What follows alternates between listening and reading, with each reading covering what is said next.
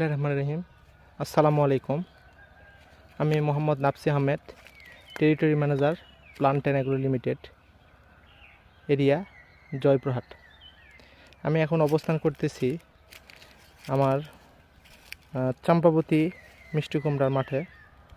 আমি আপনাদের দেখানোর চেষ্টা করব যে চাম্পাবতী মিষ্টি কুমড়াটা আসলে দেখতে কীরকম। এতদিন শুধু দেখছি, কিন্তু সজমিনে মাঠে দেখা হয়নি। দেখেন কি পরিমাণ একটা করে মিষ্টি কুমড়া। আপনারা দেখলে আসলেই মনটা জুড়ে গেছে আমার মাঠে আসার পর। আলহামদুলিল্লাহ, এত সুন্দর ফলন আমি এর আগে কোনো মিষ্টি কুমড়া দেখিনি।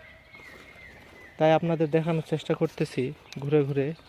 দেখেন মিষ্টি কুমড়াটার আসলে অনেক সুন্দর এবং আকর্ষণীয় কালার, যা দেখলে মনটা জুড়ে যাবে।